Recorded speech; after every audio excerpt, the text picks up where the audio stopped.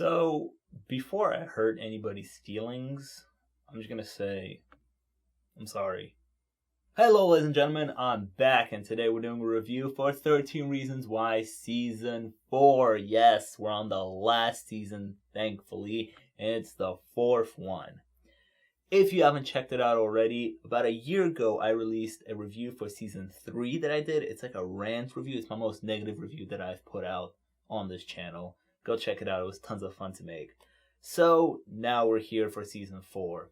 And just like Season 3, I sat through all of this just to make this review. So please, for my suffering, leave a like and subscribe for more reviews and more content.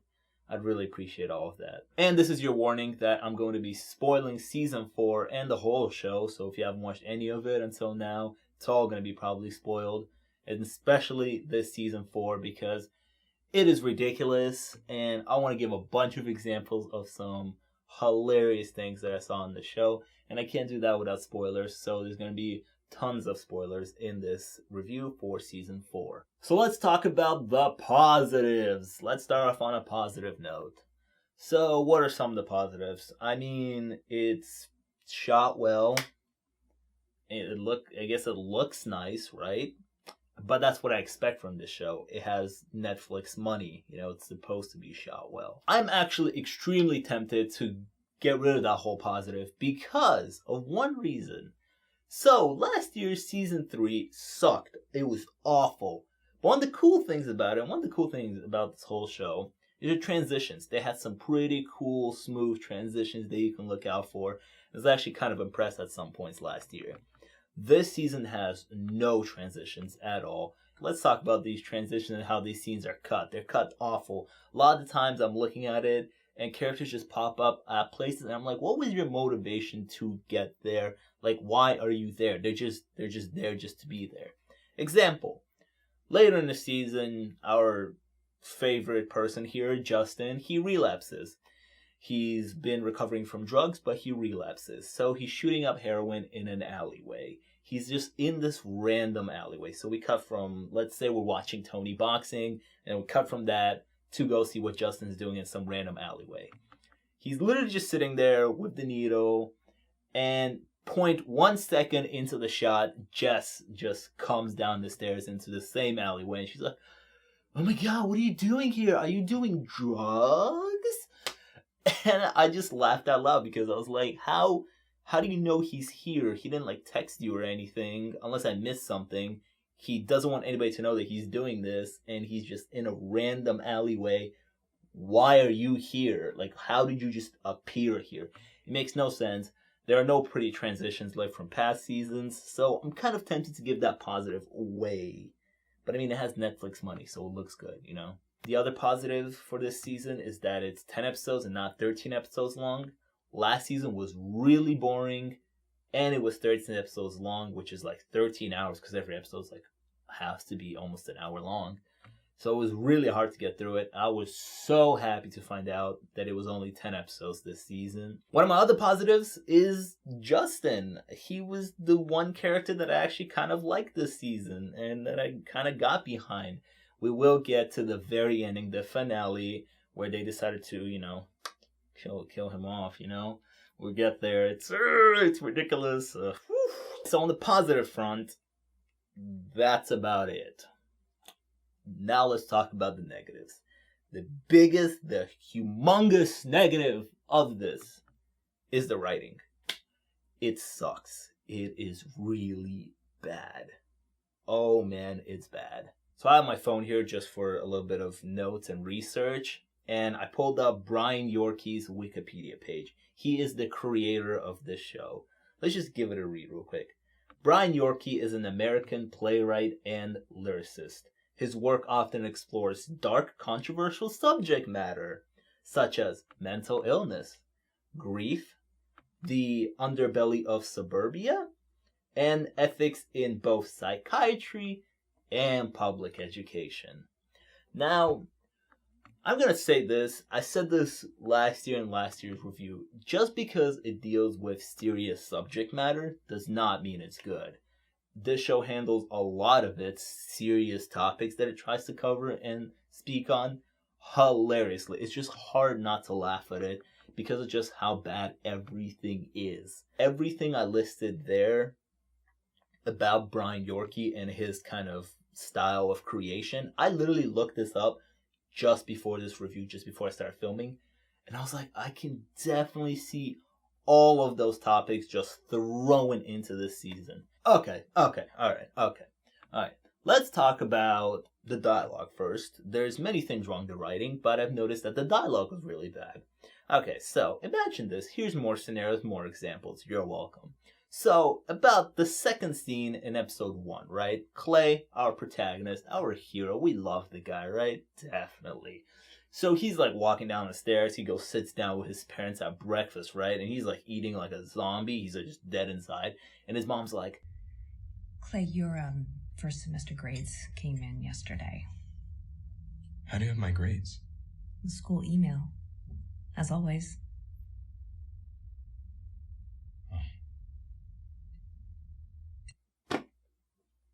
That was the conversation. Like he really needed to ask her after 4 years of high school, after 12 years of going to school, he needed to ask her how she got his grades, and she just said it's in the mail. So almost everything characters say is actually kind of funny, even the serious stuff that they try to talk about. Just like in classic 30 Reasons Why, after season 1, we have the writers just making up shit on the spot. It became very clear in season 2. My worry was that season 1 covered the whole book. There's only one book, and that one season, the first one, covered the whole book. And I knew they set up for a second season, but I was like, there's no book, so what are you going to do? And it was very clear that they were just making stuff up on the spot. Season 3, again, made up stuff on the spot. Season 4, we come right back in here with making shit up just because. One of the biggest made-up things is that 4 years into the school, we find out that the guy that just died, Monty, had a sister that goes to the school. She just appears this year. And apparently she's been going to school for, I don't know, for a bit, I guess. Maybe a year or two. But we just found out about her. Clearly just made up just for this season. This whole season, the likes of Clay and Jessica end up seeing ghosts. They see ghosts of, well, Jessica sees a ghost of Bryce because Bryce was the one who raped her and, is really ruined her life. So she sees his ghost. Clay sees ghosts of Bryce and Monty, and they talk to him a lot of times. This show has lost its plot a long time ago because the ghost sequences in this series are kind of funny. So there is a scene where at the end they bury Hannah's tapes. All the characters are moving on, they're closing this chapter of their life. And down the road stands the ghost of Bryce. And Jessica sees him. And she walks away from the group to go talk to him. But there's nobody there. It's a ghost, right? So who is she talking to? She walked away. And in the distance, Clay looks at her and smiles at her because, he was going through the same ghost problem that she's going through. But who is she talking to? There's nobody there. Who? Huh? One of the other things that makes absolutely no sense is the relationships that all these characters have between each other. So in the past seasons, I felt a little bit of camaraderie, right? They would get together and, they would make plans of how they're going to keep their secrets away from their parents and stuff like that. This season, they're all spread out. There is no friendship at all. They just kind of all do their own thing and sometimes get together. Their relationships make no sense at all, legitimately. Jess, for example, asks Annie, Annie, the annoying chick from last season. She was really annoying. She's not as annoying this season. They gave her much less screen time. Good for her. And so Jessica asks Annie to move in with her because she's like, you're my best friend or whatever, right? You do realize that she forgave the guy who raped you, right? She forgave him and she slept with him and she had a crush on him. You do realize that happened, right? She knew that he did this stuff to you and she forgave him. You do know that happened, right? And now you're asking her to move in with you and now you're telling her that she's your best friend? Does that make sense? Not at all. Also, in the beginning of the season, Clay is dating Annie. How is he again? He hates Bryce because Bryce Bryce raped Hannah. He hates Bryce. Why is he dating Annie? Annie forgave him. She loved Bryce. Why is anybody still actually hanging out with her and talking to her? I don't know. Yeah, Tyler ends up going to prom with Monty's sister. I guess he has a crush on her. Which again, she's the sister of the guy who raped you. Do you not remember that? Is that like a revenge thing that you're now going to date his sister and go bang his sister? Is that like a thing?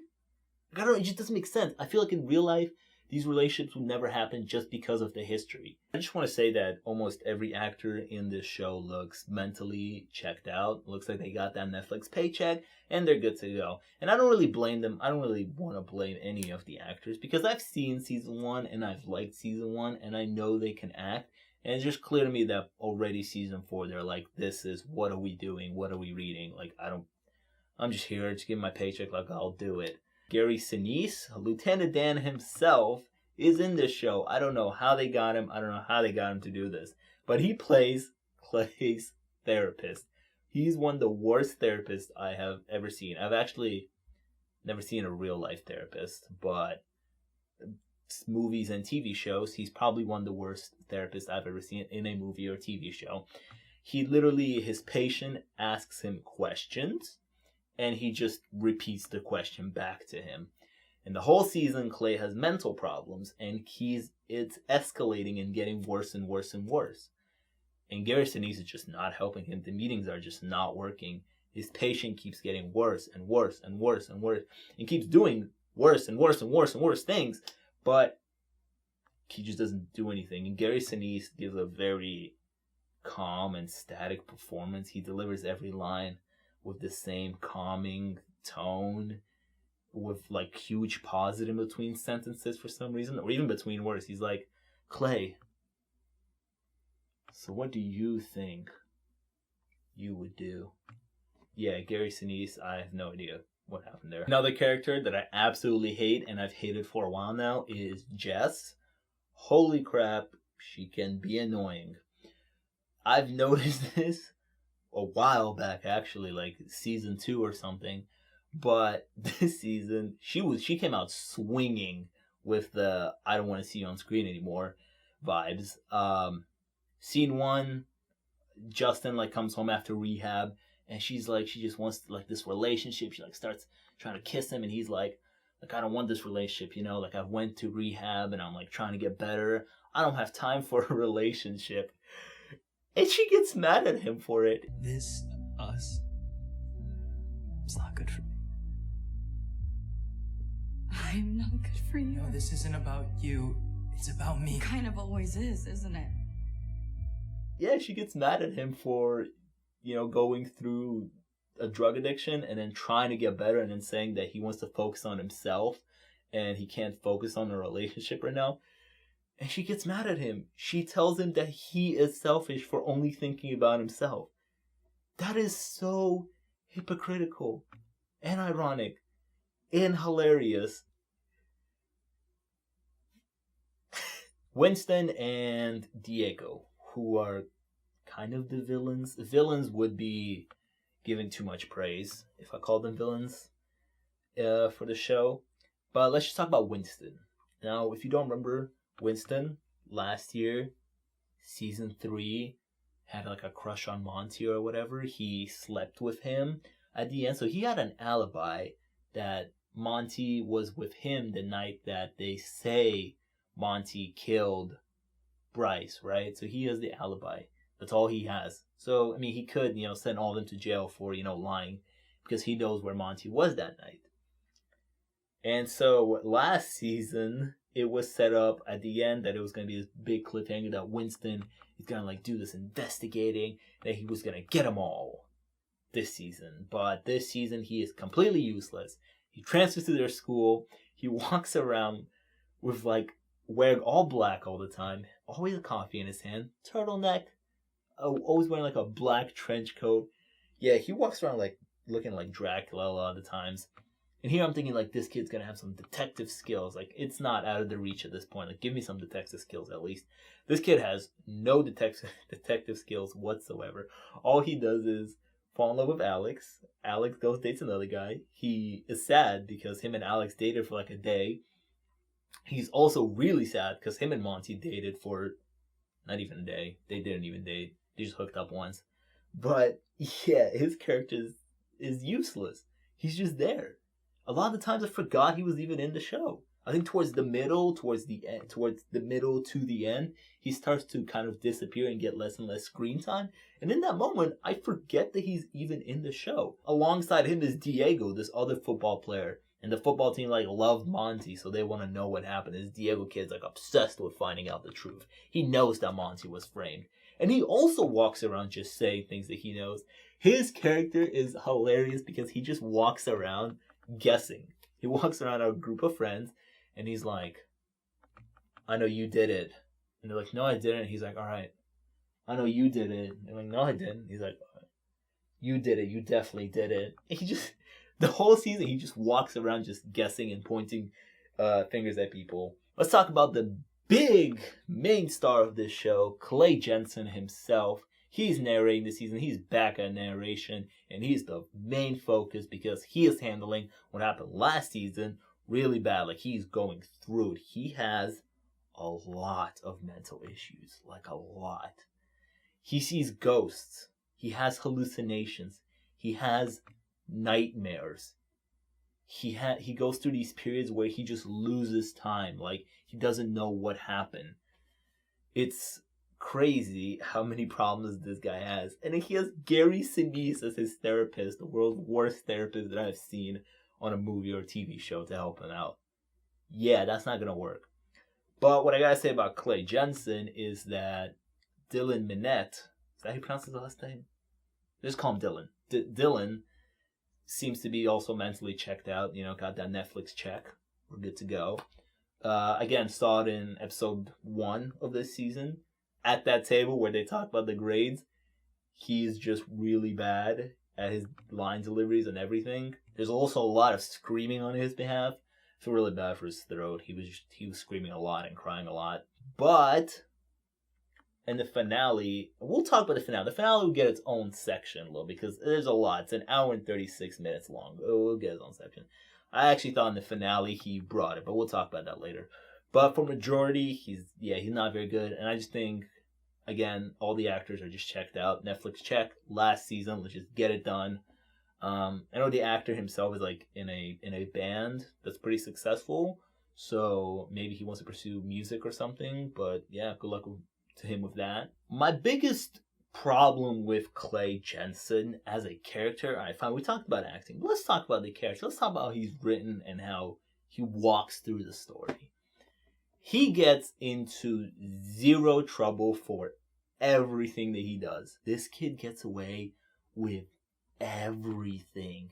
I will tell you some of the things that he did, and it is ridiculous how he gets away with it. The number one thing that he does is he actually throws a cocktail Molotov into the principal's car, and it blows up. No repercussions, because they're like, Clay's been through a lot, he's got to go see his therapist or whatever.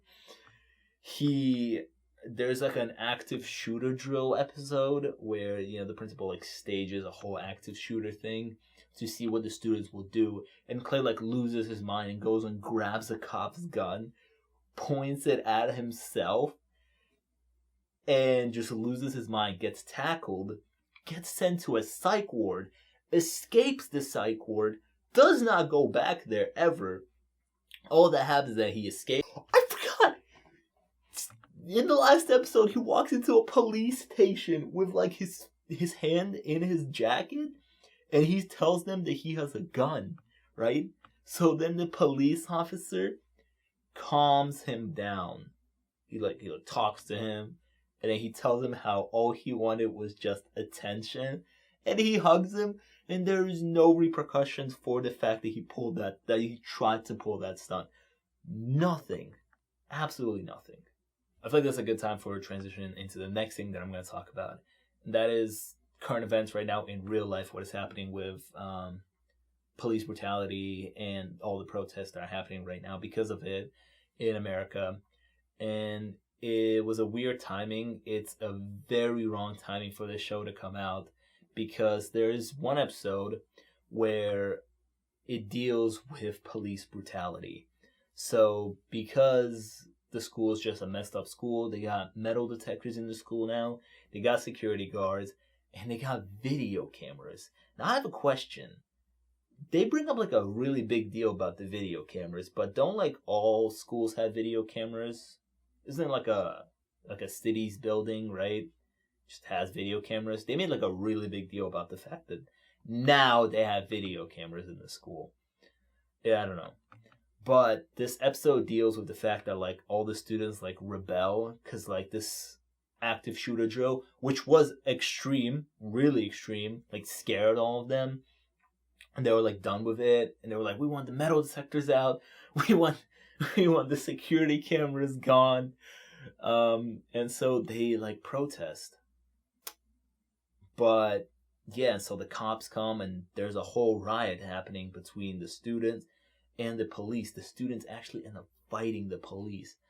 So it's a real bad timing for this show to come out now, considering with what's happening in this country.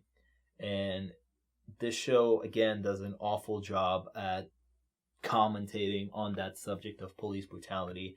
It doesn't like the most obvious way possible. I actually don't know if there was a better way to do it. I just kind of preferred that maybe this show, out of all shows, doesn't talk about it out of randomness. There was a scene where Justin, he's white, fights this other guy, Diego, who is Hispanic. And they get into like an altercation at school. They start like pushing each other.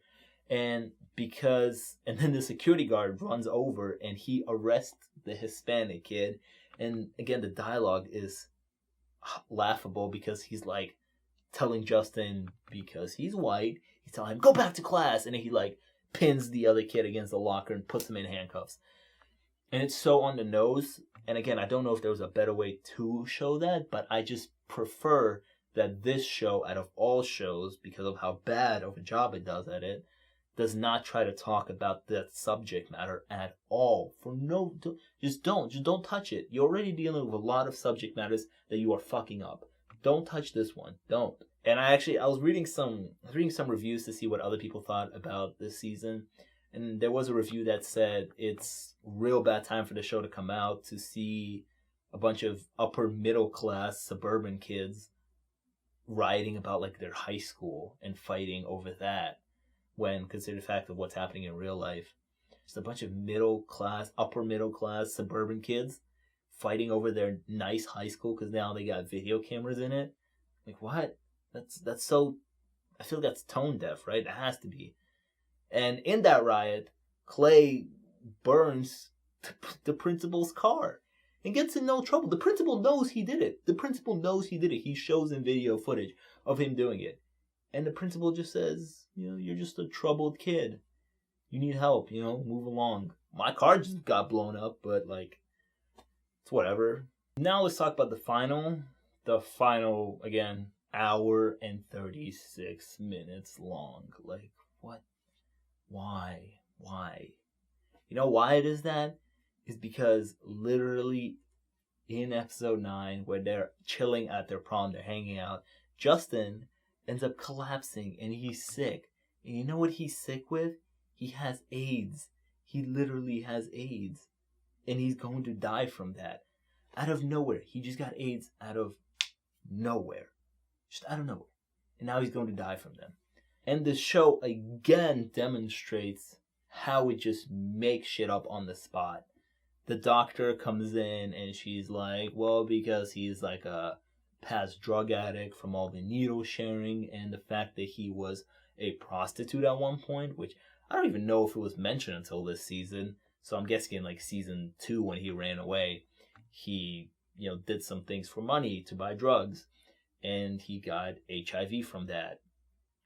And now he's going to die in the last episode. It's so bad. It's bad on so many levels that like it's clear that the writers decided to use this disease that kills many people in real life just as a plot point in this show to kill off a character. And there was absolutely no reason to kill him off. Absolutely no reason to kill him off. Let's talk about Justin. I said how he was one of the positives in this show. Brandon Flynn, I thought, did a pretty good job this season. I think he's the only one that I kind of actually like this season. And there's many reasons to that. And one of the main reasons is that I liked the character's attitude for majority of this season. In episode 1, he gets back from rehab and he's like, I gotta get my life on track. He's like writing college essays. He's going to class. He's getting good grades. He's applying to colleges. He wants to go to college. He wants to further his future. And I really like that. I did, because I felt like a redemption story for this character, you know? That he got beamed down to a hole due to his addiction. But, you know, he's going to get back up and he's going to get better and he's going to go to college and he's going to have a bright future. Now, what does this show end up doing? It ends up killing him off. And there's a huge problem with that. That really made me mad. Because first of all, that is the last and largest middle finger that this show is going to give to its audience. This show claims to deal with serious topics, right? At the end of every episode, you get that if you're struggling with anything talked about in this show or anything, if you need help, head over to whatever website they have up there, right? And this show was criticized in season 1 for, you know, depicting such things as like teen suicide and teen bullying, and people were like really scared that like if a teen watches it, he's gonna kill himself. Like it's really bad, right? So I just wanted this show to set up a good example, because I just think that what are you telling your audience if you show a character at his lowest a few seasons ago, at his lowest, then you show him at like the peak, you know, he's really feeling good, like I said, applying to colleges, looking for a better future, and then you kill him off. What kind of message are you sending to your young adult audience? Are you telling them that, you know, if you have a problem with substance abuse and you're down in that hole and you get back up and you try to fix your life and put your life together, all that's going to happen to you is you're going to relapse and die? He didn't even die from relapsing. It's not like he relapsed and overdosed and died. He died from AIDS that he got apparently a while ago. It's so stupid how literally in the last episode we find out that he had this. Justin was the best part of this season, that he made the season actually kind of bearable. And going back to what I said about Dylan's acting, and I said that I was going to mention him in the final, is that I think in the final he actually showed that he can act. He brought it. And I want to believe that they were just like, listen, I know you haven't given a shit this whole season, but this is the last episode. This is your goodbye to the audience. Please just try your best. And he was like, cool. And they really turned on. I thought Brandon Flynn was really good there, saying goodbye to his brother. And it really, you know, made me feel some things. I was like, damn, this is kind of sad. Like, I felt mixed emotions because I was like really mad at the writers because it just handled so stupidly. But I did think throughout all of this, the best thing that the writers added that the book didn't have is that Justin and Clay became brothers. And I thought those goodbyes at the end were pretty solid, pretty good. Made me kind of sad.